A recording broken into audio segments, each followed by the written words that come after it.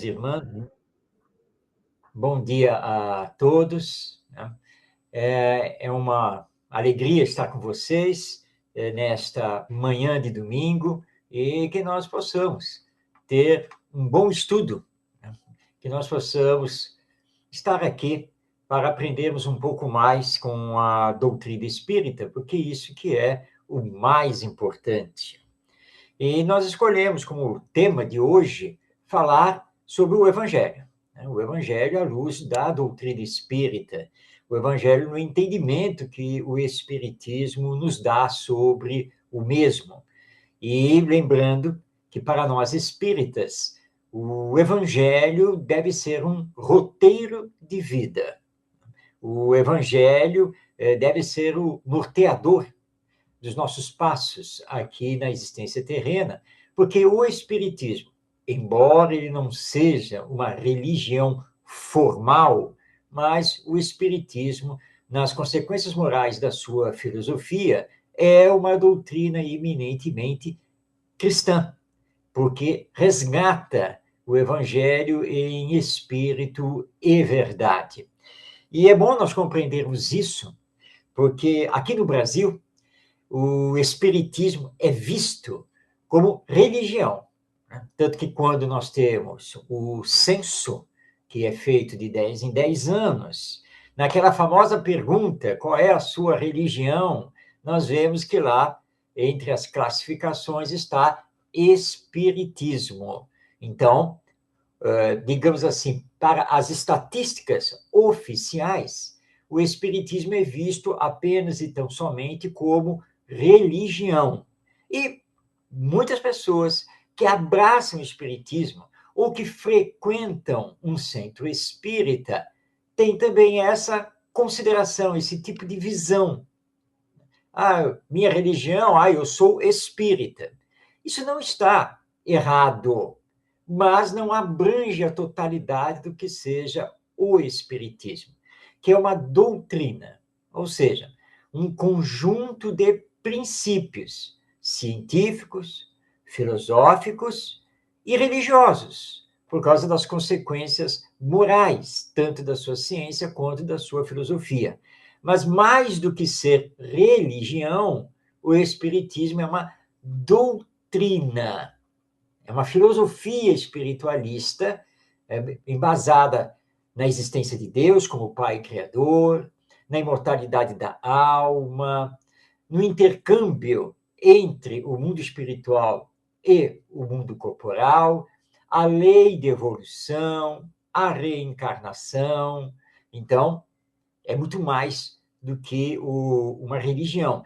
Tanto que nós não temos, dentro do movimento organizado, nós não temos hierarquia, nós não temos sacerdotes, nós não temos rituais, não temos paramentos, não utilizamos roupas especiais, não fazemos culto de imagens, não utilizamos músicas específicas para isso e para aquilo, nada do que caracteriza a religião formal, uma igreja.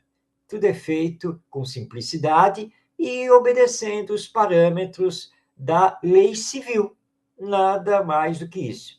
Portanto, o centro espírita também não é uma igreja. O centro espírita é, ao mesmo tempo, uma escola, um hospital, uma igreja, é tudo. É o núcleo que representa o espiritismo e onde os espíritas se congregam para o seu aprendizado e a prática da doutrina através da caridade. Mas por resgatar os ensinos morais de Jesus, portanto, o Evangelho, o Espiritismo se insere como doutrina cristã. Ou seja, nós estamos no rol das doutrinas que trabalham no cristianismo, a partir das lições e dos exemplos do nosso mestre Jesus. Mas não confundamos as coisas. Isso não quer dizer que sejamos uma religião formal. Agora, temos que fazer uma pergunta. Qual é a visão que o Espiritismo tem de Jesus? Em outros termos, quem é Jesus para o Espiritismo? Bem, nós vamos iniciar essa abordagem com as palavras dele mesmo, Jesus. É porque ele se identificou no Evangelho, numa passagem que está no Evangelho de Mateus, capítulo 16, versículos 13 a 17. Bem, eu acabei de falar Evangelho de Mateus.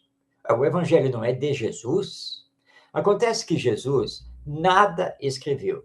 Tudo o que sabemos dele, sobre ele, seus ensinos, o que ele fez, foi escrito por terceiros, por outras pessoas, por dois discípulos diretos, que são Mateus e João, e por dois discípulos indiretos, na verdade, dois apóstolos que vieram depois, Marcos e Lucas. Então, nós temos o Evangelho segundo Mateus, o Evangelho segundo Lucas, o Evangelho segundo Marcos e o Evangelho segundo João. Esse conjunto forma o Novo Testamento, ou Evangelho, ou Boa Nova. Mas o Novo Testamento não se circunscreve apenas e tão somente a esses 4 escritos, que são chamados evangelhos canônicos, porque abrange também as cartas ou epístolas de Paulo de Tarso e também as cartas ou epístolas de João, de Pedro, Tiago e Judas. E ainda o livro do Apocalipse, que significa revelação e que é um livro eminentemente mediúnico. Esse conjunto todo de livros forma o Novo Testamento. E o Novo Testamento é considerado o Evangelho.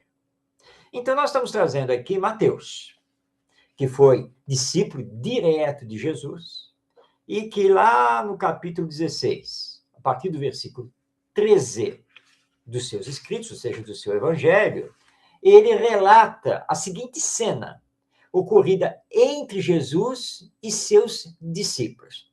Vamos passar a palavra a Mateus. Diz ele aqui: E veio Jesus para os lados de Cesareia de Filipe e interrogou seus discípulos, dizendo: Quem dizem os homens que é o Filho do Homem? E eles responderam: Uns dizem que é João Batista, mas outros que é Elias, e outros que Jeremias, ou alguns dos profetas.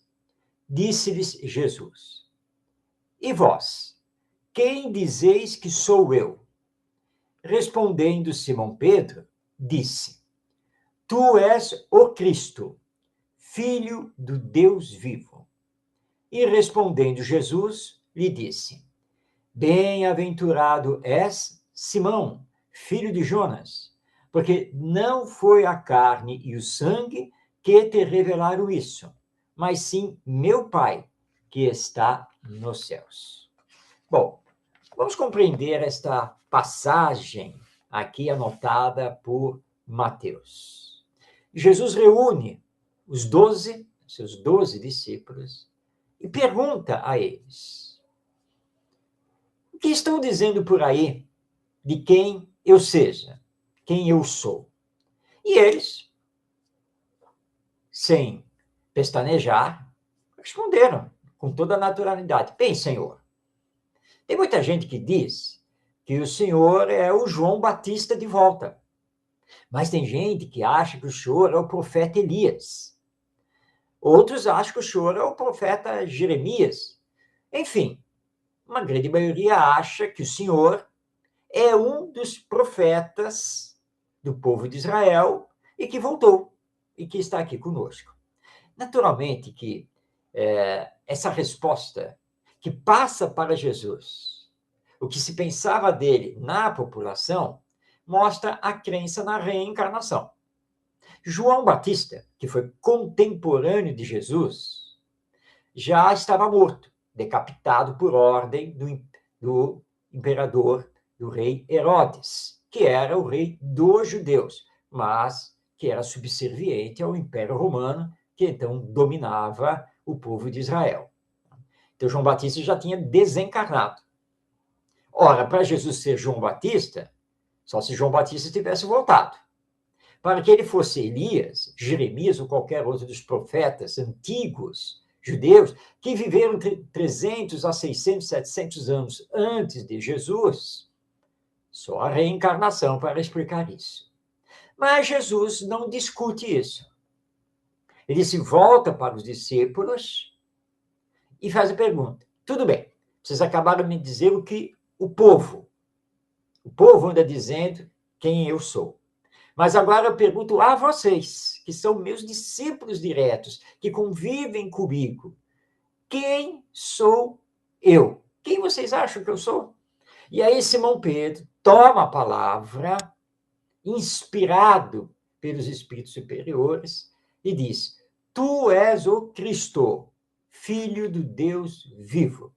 E Jesus diz: muito bem, Simão, foi meu Pai que revelou isso a você, não o sangue ou a carne. Ou seja, Jesus sanciona que Simão Pedro como médium naquele momento. Ele recebe a inspiração espiritual superior e fala. Agora, há um detalhe nesta passagem. Essa palavra Cristo, ela é um título. E essa palavra não existe nem no hebraico, nem no aramaico. Lembrando que o aramaico era a língua que Jesus falava, porque o aramaico tem origem aqui, lá na região da Galileia, de onde ele era. E o hebraico era a língua erudita, utilizada pelos sacerdotes, pelos doutores da lei, os intérpretes da lei mosaica. Nem no hebraico, nem no aramaico existe a palavra Cristo. Essa palavra foi, na verdade, criada pelos gregos, quando da tradução dos escritos dos evangelistas, que escritos esses, feitos em hebraico ou aramaico, para o grego. Então, na versão grega, não havia uma palavra que correspondesse ao que estava escrito em aramaico ou hebraico. Mas, na língua judaica, significava o ser enviado por Deus. Então, a palavra mais próxima no grego era Cristo, que significa, então, o enviado, o Messias, o Redentor. Então, é um título, não é um nome. É Jesus, o Cristo. Ou seja, Jesus, o enviado de Deus. Jesus, o Messias. Jesus, o Redentor. Esse é o significado. Com o passar do tempo, a palavra Cristo foi incorporada ao nome de Jesus. E nós começamos a falar Jesus Cristo, como se Cristo fosse o seu nome. Mas, na verdade, não é. Depois, com o passar um pouco mais de tempo, segundo as narrativas espirituais, foi Lucas quem sugeriu que os seguidores de Jesus fossem chamados de cristãos. Então, derivando dessa palavra Cristo. E depois, na sequência, vai surgir então a palavra cristianismo para designar a doutrina que tem por base os ensinos do nosso mestre Jesus. Então, aí nós temos a origem: Jesus, o Cristo, ou simplesmente Jesus Cristo. Para o Espiritismo, não resta nenhuma dúvida que Jesus é o Cristo, que Jesus é o enviado de Deus. Ele não se confunde nem com Deus, que é o Pai e Criador de tudo, nem com os profetas do antigo povo judeu. Não. Ele é uma individualidade distinta. Espírito criado por Deus, como aliás todos nós, que fez a sua caminhada evolutiva e chegou ao estado de perfeição, ou de pureza espiritual, como está lá na escala espírita, no item 100 em diante de O Livro dos Espíritos. Jesus é um espírito puro, de primeira grandeza, mas não foi criado assim. Foi criado simples e ignorante, como todos nós, ou seja, sem conhecimento, mas com todo o potencial divino para desenvolver. Nós estamos desenvolvendo esse potencial. Ele, Jesus, já desenvolveu, e não foi aqui na Terra. Porque, segundo a espiritualidade, a única vez que ele esteve materialmente presente aqui na Terra foi justamente nessa condição como Jesus. Então, ele já veio sendo espírito puro, espírito perfeito. Mas todos nós chegaremos lá. Mas tem mais uma informação muito importante, esta trazida pela doutrina espírita, que está lá na questão 625 de O Livro dos Espíritos. Além de ser o Cristo, o Redentor, o Messias, o enviado, Jesus é o guia e modelo da humanidade. Está lá na questão 625 de O Livro dos Espíritos. Então nós pensamos, se Jesus é o nosso guia e modelo, não é a ele que devemos seguir? Ainda mais que abraçamos o Evangelho, ainda mais que, como espíritas, também somos cristãos. Guia e modelo. E precisamos nos fazer uma pergunta. Por que, tendo Jesus como guia e modelo, nós andamos a seguir outras pessoas? Que é o que nós temos mais visto, né? Porque somos fartos em criar ídolos, mas são ídolos de barro, são ídolos imperfeitos, tanto no campo cultural, artístico, político, social. Claro que nós temos bons modelos. Podemos citar aqui Francisco de Assis, Madre Teresa de Calcutá, Gandhi, Irmã Dulce, Chico Xavier, enfim, personagens ao longo da história humana que representaram Jesus aqui na Terra. E claro que são bons exemplos, mas o guia e modelo perfeito é Jesus. E ele nos ensinou que o amor é que deve ser a nossa orientação. Porque o amor resume a lei divina. Tanto que ele disse que precisamos amar a Deus acima de todas as coisas e ao próximo como a nós mesmos. E para não nos confundirmos em relação a isso, ele nos deu a regra de ouro. É que precisamos fazer aos outros somente o que desejamos que os outros nos façam. É fácil? Não, claro que não. Não é fácil porque nós ainda estamos repletos de imperfeições morais. Ainda nos deixamos arrastar por vícios, por paixões. Nós estamos numa luta íntima contra o egoísmo, que é a maior chaga moral da humanidade. Os espíritos são muito claros na codificação espírita. Precisamos combater e destruir o egoísmo, porque o egoísmo é a base de todos os vícios. Então, o nosso foco é nele. Então, Jesus indicou o caminho. Amor. Porque Deus é amor. Porque o amor, portanto, vibra em todo o universo. E estamos aqui encarnados, ou melhor dizendo, reencarnados, para darmos continuidade ao aprendizado do amai-vos uns aos outros. É para isso que nós reencarnamos. Não é para sofrer. O sofrimento, ele existe por conta do que fizemos em existências passadas e muitas vezes pelo que estamos fazendo aqui e agora. E aí, então, ainda passamos por provas e também expiações. Mas tudo pode ser transformado em preciosos aprendizados, desde que tenhamos resignação, perseverança, aumentando cada vez mais a nossa fé. A nossa fé em Deus, nosso Pai. A nossa fé em Jesus, nosso guia e modelo. A nossa fé no nosso anjo da guarda, nos nossos espíritos protetores que nunca nos abandonam.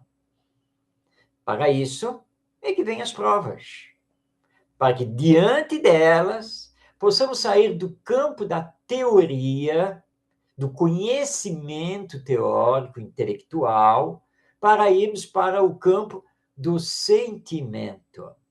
Porque não basta conhecer o Evangelho, é preciso senti-lo.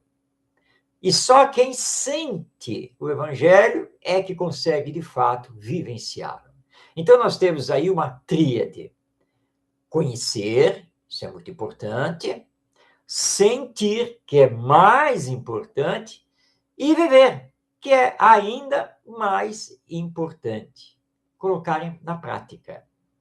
Muitos de nós estamos no primeiro estágio dessa tríade, ou seja, estamos apenas no conhecimento intelectual. Estudamos, e é importante estudar. Conhecemos, se não totalmente, em parte, mas estamos acumulando conhecimento.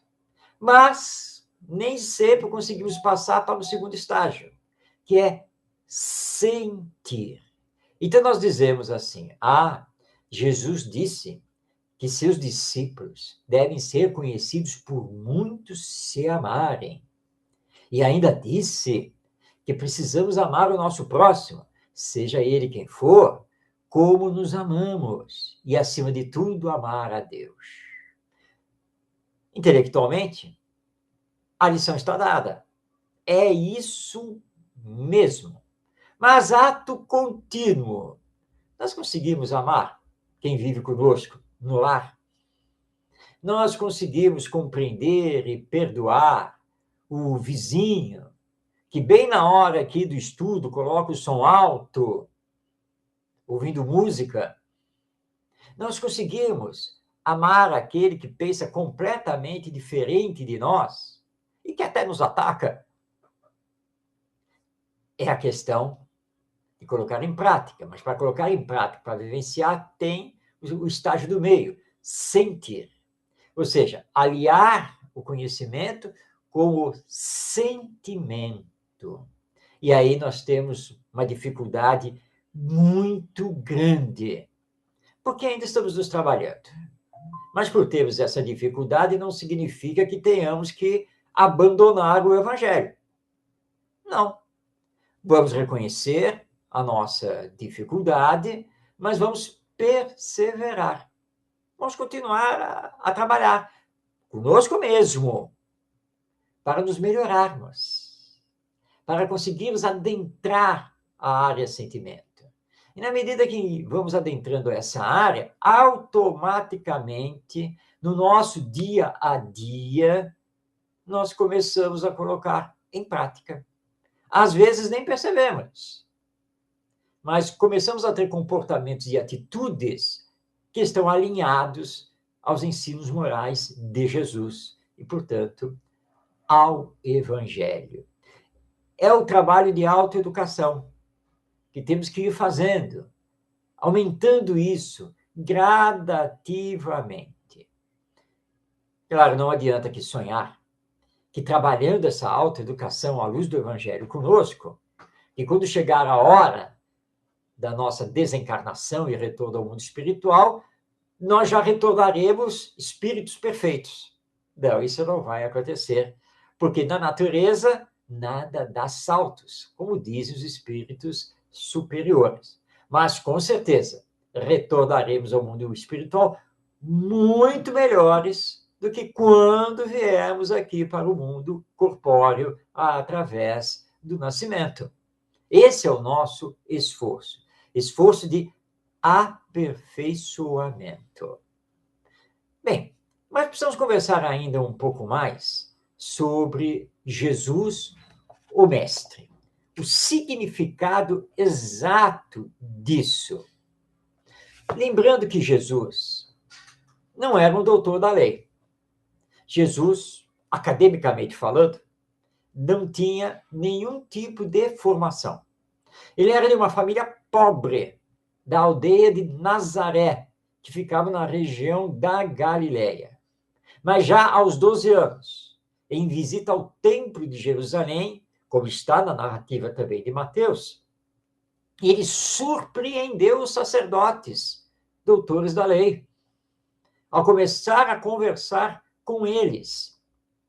Mostrou um tal conhecimento, uma tal sabedoria que espantou a todos. E depois, quando ele inicia, de fato, a sua missão, muitos doutores da lei começaram a chamá-lo de mestre, senhor, Rabone. Rabone é uma titularidade judaica que significa um mestre superior. Alguns chegavam para ele e começavam a dialogar dizendo assim: tu que és mestre em Israel. Então havia um reconhecimento, embora não fosse um reconhecimento formal e Jesus não fosse um sacerdote. Ele não trabalhava no templo, ele não era um doutor da lei. Aliás, isso mexia com eles, porque muitos não admitiam que o povo seguisse Jesus, que o povo dissesse que Jesus era o Senhor, que o povo acreditasse que ele era o enviado de Deus, conforme as promessas feitas pelos antigos profetas. Daí porque a perseguição, o combate a Jesus. Mas em toda a sua vida, ele mostrou plenamente a sua condição de mestre e de que ele era, sim, o enviado de Deus. E aí basta nós olharmos para os textos de Mateus, Marcos, Lucas e João, para nos maravilharmos de todos os acontecimentos que envolvem Jesus e o quanto ele não apenas ensinou coisas muito profundas, como realizou ações espantosas, até mesmo para a nossa atualidade, como as famosas curas que ele realizou. Então, nós temos sim em Jesus o mestre, aquele que veio nos trazer, então, acima de tudo, a lei de amor. E aí nós temos mais uma informação trazida pelos Espíritos, de que Jesus, além de ser o enviado de Deus, além de ter vindo cumprir a missão de nos ensinar a lei de amor, além de ser o nosso guia e modelo, ele é o nosso governador espiritual. Ele é que está à frente dos destinos da humanidade terrena, por ser um espírito puro, um espírito perfeito. Infelizmente, ao longo do tempo, isso foi distorcido. E a Igreja Católica, durante séculos, colocou Jesus num pedestal, num patamar celestial, que o retirou da terra. Jesus passou a ser um ser distanciado de todos nós. O Espiritismo veio trazer isso de volta. Falou, não, não. Por que Jesus, Espírito perfeito, haveria de nos abandonar, de cumprir a sua missão e ir embora? Voltar aos páramos celestiais e nos deixar órfãos? Por que ele faria isso? Se ele foi o amor pleno em ação, se durante a sua missão ele a todos atendeu, a todos ensinou, a todos alavancou a chama da esperança, ele simplesmente iria embora? E tanto ele não foi embora, que ele cumpriu o que diziam as profecias, que o Cristo ressuscitaria. E ele anuncia que ele, 3 dias depois, estaria de volta, como esteve. Só lá nas narrativas do Evangelho. Mas não esteve com o seu corpo orgânico, material, mas sim com o seu corpo espiritual. Que o Espiritismo estuda muito bem, que é o perispírito. E ele vai passar 40 dias e 40 noites com os chamados 500 da Galileia, porque não eram mais simplesmente os 12 discípulos, mas eram 500 seguidores. E ele os instrui, ensina, prepara para que iniciem o apostolado, ou seja, a divulgação do evangelho para todas as gentes, não apenas para os judeus, mas para todos os povos em todo o Império Romano. Lembrando que o Império Romano dominava o planeta, pelo menos as terras então conhecidas, e todos os povos que eram conhecidos. Então, ele não nos abandonou. Ah, mas depois disso, aí ele foi embora. Não. Nós podemos conceber um governador que se fecha no seu palácio e esquece o povo? Não. Aqui na Terra isso já aconteceu muito. Quantos imperadores, quantos monarcas, quantos reis e rainhas que ignoraram o seu povo, vivendo apenas e tão somente na elite da nobreza. Mas nós não podemos conceber isso em relação a Jesus. Então ele está assim conosco, o tempo todo. Segundo a narrativa dos Espíritos, através do nosso querido Francisco Cândido Xavier, nosso Chico Xavier, ele veio à Terra no período de Natal. Obviamente que ele vem espiritualmente falando, capitaneando toda uma caravana de benfeitores espirituais, para espargir para nós o alento da consolação, da esperança, do amor, a todos os corações e a todas as mentes. E continua na sua governança aqui conosco. E prometeu o Espírito Consolador, que é representado pelo Espiritismo, que revive o Evangelho em espírito e verdade. Então, Jesus está conosco. Mas e nós? Estamos com Ele. Nós estamos fazendo esforços para tornar o Evangelho o nosso roteiro de vida. Que esforços são esses? Nós estamos procurando nos moralizar e espiritualizar? Precisamos pensar sobre isso.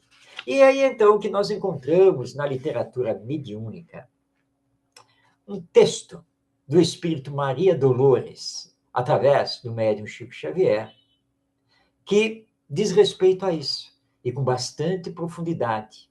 É, ao mesmo tempo, um alerta, uma advertência, enfim, deve calar muito fundo na nossa alma, tocando o nosso sentimento.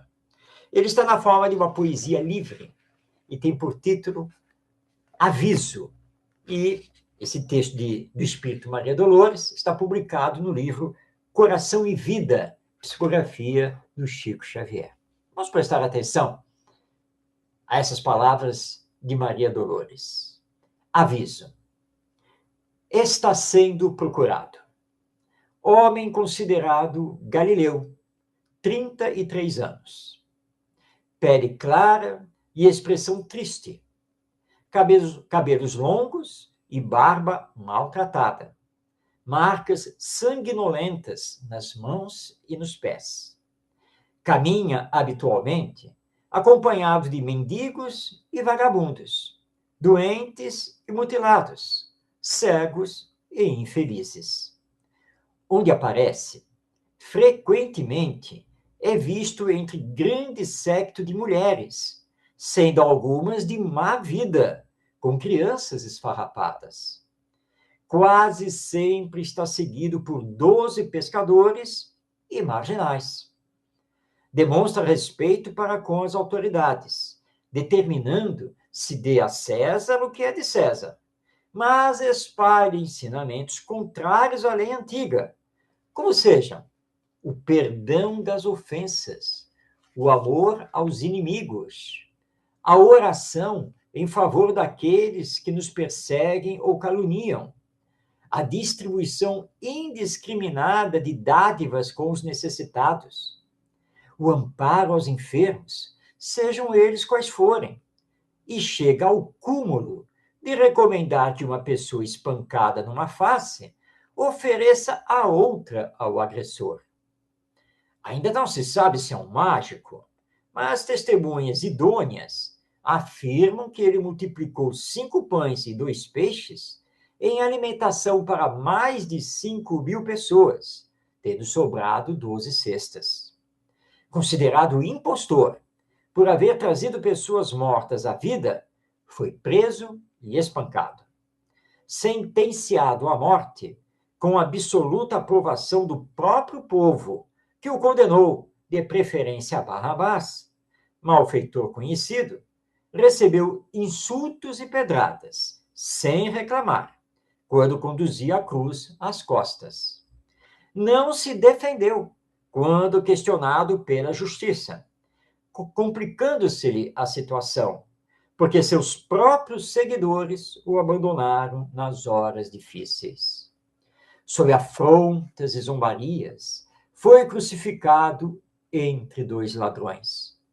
Não teve parentes que lhe demonstrassem solidariedade, a não ser sua mãe, uma frágil mulher que chorava aos pés da cruz. Depois de morto, não se encontrou lugar para sepultá-lo, senão o lodoso recanto de um túmulo por favor de um amigo. Após o 3º dia do sepultamento, desapareceu do sepulcro e já foi visto por diversas pessoas que o identificaram pelas chagas sangrentas dos pés e das mãos. Esse é o homem que está sendo cuidadosamente procurado. Seu nome é Jesus de Nazaré. Se puderes encontrá-lo, deves segui-lo para sempre. Eis aqui este maravilhoso texto do Espírito Maria Dolores para provocar reflexão. Nós já encontramos Jesus? E se o encontramos, estamos seguindo-o? Ou nós apenas temos conhecimento sobre Jesus, mas não o encontramos de fato? Porque encontrar Jesus é permitir que ele, através dos seus ensinos, penetre no fundo da nossa alma e esses ensinos comecem a nos transformar, tornando-nos pessoas do bem, pessoas mais espiritualizadas. E aí voltamos àquela tríade: conhecimento, sentimento, vivência. Muitos estamos no conhecimento, seja através da doutrina espírita, seja através da teologia católica ou da teologia protestante, ou através das pesquisas históricas, porque Jesus é visto muito e discutido muito apenas e tão somente pelo viés do Jesus histórico. Mas o Espiritismo resgata o Jesus messiânico, o Jesus Messias, o Jesus, o Cristo. Mas, repetindo, não basta conhecê-lo, não basta saber falar sobre o Evangelho, não basta citar seus ensinos, as parábolas. Precisamos colocar sentimento, sentir. E assim nós vamos aprender a nos colocar no lugar do outro. E é assim que vamos combater o egoísmo que ainda existe em nós. E vamos poder realizar efetivamente a caridade. Iniciamos pelo conhecimento, que unimos com o sentimento. E aí vamos para a prática. Obviamente que estamos aqui fazendo a tríade didática, porque no dia a dia as 3 coisas se confundem. Você conhece, você sente, você vive. Você vive, você sente, você conhece. É isso que deve acontecer para sermos pessoas novas. E assim nós vamos reparar o mal que fizemos no passado. Vamos passar pelas provas com maior resignação, com maior fé e coragem. Vamos eliminar da nossa vida as expiações e teremos um retorno ao mundo espiritual mais feliz, mais em paz. O Espiritismo, na sua literatura, nos entrega obras maravilhosas para estudarmos Jesus, para estudarmos o Evangelho. A começar com o Evangelho segundo o Espiritismo, de Allan Kardec. Passando, por exemplo, pelas obras Boa Nova, do Espírito Humberto de Campos, Primícias do Reino, do Espírito Amélia Rodrigues, e Jesus no Lar, do Espírito Ney Lúcio. Mas também temos obras de autores encarnados que são muito importantes. Cristianismo e Espiritismo, de Leon Denis. Cristianismo, a mensagem esquecida, de Hermínio Corrêa de Miranda. E aí poderíamos aqui começar a citar uma infinidade de obras espíritas que estudam o Evangelho, estudam Jesus, seus ensinos.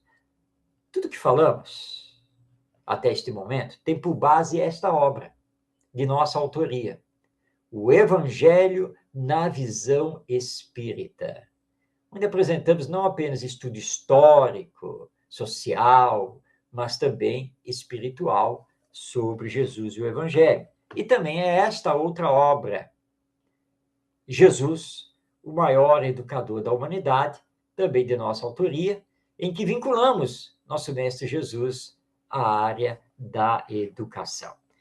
Não nos falta conhecimento, não nos falta literatura para estudarmos. E, obviamente, a leitura do próprio Novo Testamento. Mas precisamos sentir, porque o que está faltando na atualidade é sentimento. Sairmos do intelectualismo para a empatia, a resiliência, a caridade. É isso o que está nos faltando, mas esse é o convite da doutrina espírita para todos nós. Continuemos os nossos esforços. A cada dia, melhorando um pouquinho mais. A cada dia, conseguindo fazer um pouquinho mais. A cada dia, encontrando Jesus e seguindo-o, como nos pede o Espírito Maria Dolores. E é assim que nós vamos, gradativamente, fazendo do Evangelho o roteiro da nossa vida. Até que, finalmente, com isso, o bem passe a predominar na humanidade terrena e tenhamos aqui na Terra o mundo de regeneração, saindo do mundo de expiações e provas, que é o que nos caracteriza atualmente. Mas há na literatura espírita uma obra, um romance muito importante, romance psicografado pela nossa querida médium Zilda Gama, que é o romance Amor e Ódio, Amor e Ódio, psicografia da nossa querida Ivone do Amaral Pereira. Mas há um romance pela Zilda Gama, e que está nos fugindo o nome agora, vou ficar devendo, mas depois eu vou recordar o nome do livro, mas é uma passagem que nos chamou a atenção, porque o personagem principal, ele desencarna, e ele tem um encontro com o seu anjo da guarda. E nas suas diversas falas, o anjo da guarda diz a ele que esse mundo de regeneração, e o livro se passa ali entre o século XIX e o século XX, que o mundo de regeneração só irá se efetivar aqui no planeta Terra, palavras dele lá naquela época, entre 300 a 500 anos. Porque depende do nosso livre-arbítrio. Não tem uma data marcada, mas nós temos que ter consciência que ainda vai demorar. Vai demorar porque, diante dos acontecimentos sociais que estamos vendo, Estamos tão envolvidos ainda em corrupção, em violência, em criminalidade, em desrespeito ao próximo, que isso não vai acontecer tão em breve tempo. Mas acontecerá a partir dos nossos esforços, em termos esse encontro com Jesus. E aí a nossa educação, tanto na família quanto na escola, haverá então de refletir os ensinos morais de Jesus, com o Evangelho sendo o nosso roteiro de vida. Nós podemos adiantar isso? Claro, temos livre-arbítrio, só depende de nós. Então Jesus está conosco. Mas repetindo aqui Maria Dolores, nós estamos com ele? Nós já o encontramos. E o encontrando, finalmente, nós o estamos seguindo, compreendendo, tolerando, auxiliando, perdoando, amando? É essa pergunta que fica no ar e que aproveitamos para finalizar esta nossa abordagem, este nosso estudo, agradecendo a todos e desejando paz em todos os corações.